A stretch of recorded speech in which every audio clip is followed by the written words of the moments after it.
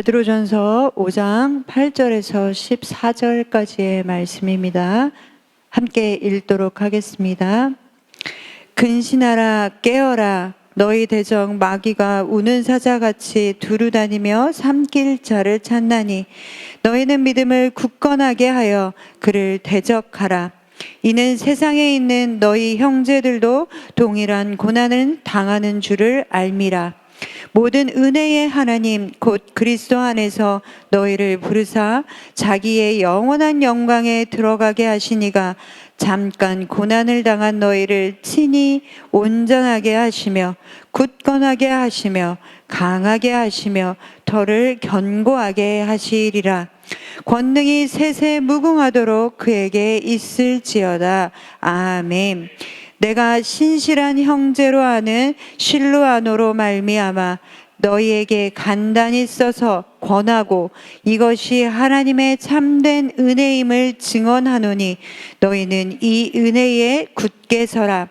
택하심을 함께 받은 바벨론에 있는 교회가 너희에게 무난하고 내 아들 마가도 그러하느니라.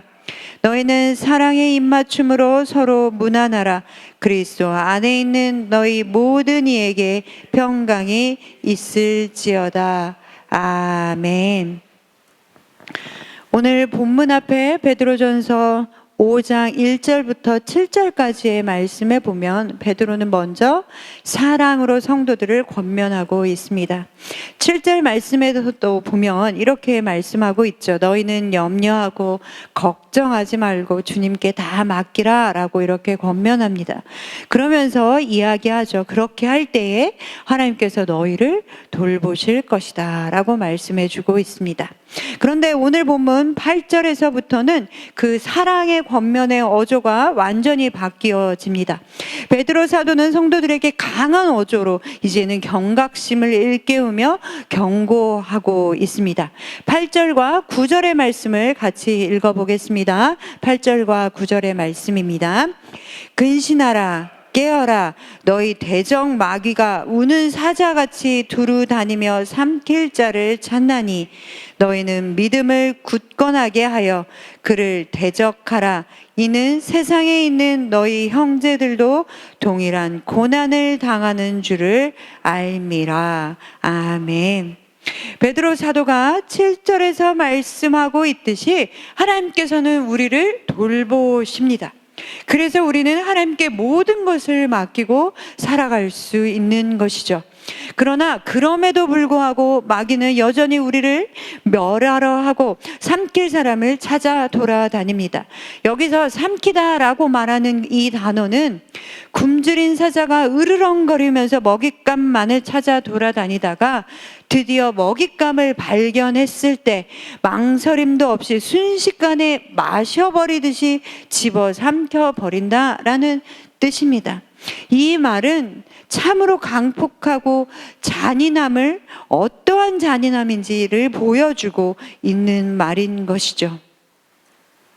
그렇게 베드로 사도는 우리에게 먼저 근신하고 깨어 있어야 한다라고 명령하고 있습니다. 이것은 모든 성도들에게 주어진 명령입니다.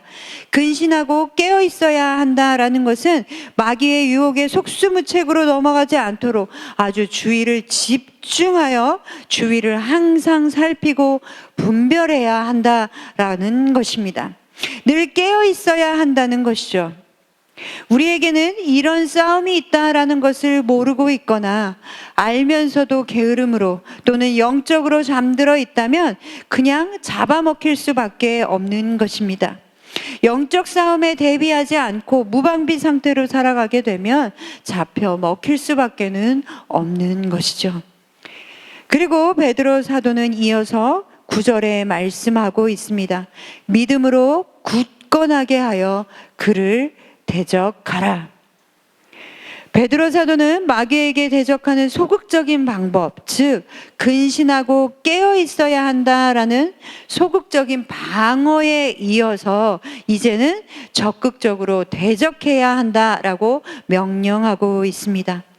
우리가 가진 성경은 믿음을 굳건하게 하여 마귀를 대적해야 한다라는 것처럼 표현하고 있지만, 그래서 이 본문을 읽을 때 어떻게 생각하면 마귀를 대적하기 위해서는 우리의 믿음을 먼저 굳건하게 해야지라고 생각할 수도 있습니다. 물론 우리가 믿음을 굳건하게 해야 하는 것은 맞는 것입니다. 그러나 베드로 사도는 먼저 마귀를 대적하라라고 분명하고 강하게 명령하고 있습니다. 그리고 너희는 또한 믿음을 굳건하게 해야 한다라고 말씀하고 있는 것이죠. 사랑하는 성도 여러분, 근신하고 깨어 계시는 여러분 되시기를 소망합니다. 그리고 마귀를 대적하시고 예수 그리스도께서 우리에게 주신 그 승리를 취하시는 여러분 되시기를 소망합니다. 자, 그렇다면 마귀를 대적하라라고 베드로 사도가 이야기하고 그 뒤에 너희는 믿음을 굳건하게 하라라고 말씀하고 있는 이유는 무엇이겠습니까? 9절의 하반절은 이렇게 우리에게 말씀해 주고 있습니다. 세상에 있는 너희 형제들도 동일한 고난을 당하는 줄을 알아라. 베드로 사도가 이 편지를 쓴 목적은 성도들이 믿음과 인내가 도전받는 그런 어려운 고난 가운데 있었기 때문이었습니다. 그러나 우리가 기억할 것은 고난을 받고 있다고 해서 예수 그리스도를 믿는 것이 잘못된 것이 아니다라는 것입니다. 그리스도를 따라가는 삶이 잘못된 것은 아니죠. 오히려 믿음으로 인해 고난을 당하고 있다라는 것은 우리가 그리스도 안에 있다라는 정체성에 대해서 말해주는 것이며, 예수를 따르는 삶이 옳다라는 것을 우리에게 확증해 주는 것입니다. 사랑하는 성도 여러분, 예수님도 그 고난의 길을 가셨습니다. 그렇다면 예수를 따라 살아간다라고 하는 우리들은 그런 상황에 부딪힐 수밖에 없다라는 것을 우리는 기억해야 할 것입니다. 빌립보서 3장 10절의 말씀은 이렇게 말씀합니다. 내가 그리스도와 그 부활의 권능과 그 고난의 참여함을 알고자 하여 그의 죽으심을 본받았노라. 아멘. 그리고 오늘 본문도 이야기하고 있죠. 우리의 믿음의 형제들도 동일한 고난을 당하고 있다. 사랑하는 성도 여러분, 그렇기에 베드로 사도는 우리에게 명령합니다. 고난 당할 때에 우리의 믿음을 굳건하게 하라. 우리가 세상 가운데 고난을 당하고 고통스러운 일들을 겪을 때 믿음을 잃고 예수 그리스도를 떠나는 것이 아니라 믿음을 굳건하게 하심으로 그 믿음으로 고난을 이겨내시는 여러분 되시기를 소망합니다. 그 믿음의 길을 함께 가시는 모든 선창의 가족들이 되기를 소망합니다. 베드로 사도는 믿음을 굳건하게 하라라고 명령하면서 이제는 10절 말씀에 이렇게 위로하여 줍니다. 10절의 말씀을 같이 읽어보겠습니다.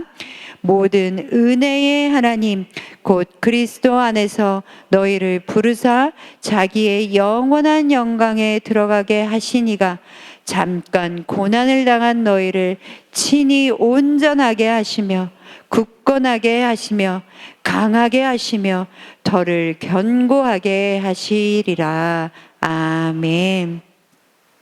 베드로 사도는 하나님이 어떠하신 분이신지, 그리고 우리에게 어떤 일을 하시는지를 말씀하여 줍니다.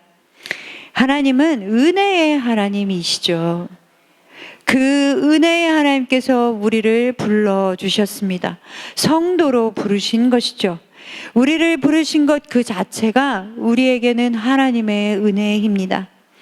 하나님의 은혜가 아니고서는 우리는 하나님의 백성으로 부르심을 받을 자격이 없는 것이죠. 그리고 하나님의 은혜는 우리를 온전하게 하시고 또 우리를 굳건하게 하시며 견고하게 하여 주십니다. 그것 또한 하나님의 은혜인 것이죠. 하나님의 성도로 부르심 받아 살아갈 때 우리는 이 땅 가운데서 고난을 당할 수밖에 없습니다. 그러나 그 고난은 잠깐이고 우리를 영원한 영광 가운데 인도하여 주시고, 그리고 그 영광은 영원하다라고 말씀하십니다. 물론 그 고난이 잠깐이라 할지라도 그것이 쉽다라는 의미는 아닌 것입니다. 그렇지만 하나님께서 고난당한 우리를 하나님께서 친히 온전하게 하여 주시고, 그리고 굳건하게 하시며 강하게 하여 주시고 더를 견고하게 하여 주십니다. 하나님께서 자신의 백성을 친히 굳건하게 붙드셔서 흔들리지 않게 하여 주시고 보호하여 주시는 것이죠. 그렇기에 사랑하는 성도 여러분, 우리는 인내할 수 있고 또한 고난을 능히 견디어낼 수 있는 것입니다. 그리고 끝내는 승리하는 것이죠. 베드로전서 4장 13절의 말씀은 이렇게 말씀해 줍니다. 오히려 너희가 그리스도의 고난에 참여하는 것으로 즐거워하라. 이는 그의 영광을 나타내실 때에 너희로 즐거워하고 기뻐하게 하려 함이라. 아멘. 마지막으로 베드로 사도는 한 가지를 더 명령합니다. 12절의 말씀입니다. 12절의 말씀 같이 읽겠습니다. 내가 신실한 형제로 아는 실로아노로 말미암아 너희에게 간단히 써서 권하고 이것이 하나님의 참된 은혜임을 증언하노니 너희는 이 은혜에 굳게 서라. 아멘. 베드로 사도는 우리에게 은혜에 이제는 굳게 서야 한다라고 명령하고 있습니다. 앞에서 말씀드렸듯이 우리가 고난의 때를 지날 때에 가장 필요한 것은 바로 하나님의 은혜입니다. 우리에게 부어주시고 약속하신 그 은혜 가운데 서서 걸어가시는 여러분 되시기를 소망합니다. 하나님이 주시는 그 은혜를 깨닫고 그 은혜를 바라보고 그 위에 믿음으로 서야 하는 것이죠. 우리가 고난을 당하는 순간에도, 우리가 지치고 넘어져 있는 그 상황에도 하나님의 은혜를 경험하시는 여러분 되시기를 소망합니다. 오히려 고난 가운데 있을 때 그 하나님의 특별한 은혜를 경험하고 끝내는 그것이 하나님의 은혜였노라 라고 고백하시는 저와 여러분 되시기를 소망합니다. 그리고 이 하루도 하나님의 은혜로 살아가시는 여러분 되시기를 소망합니다.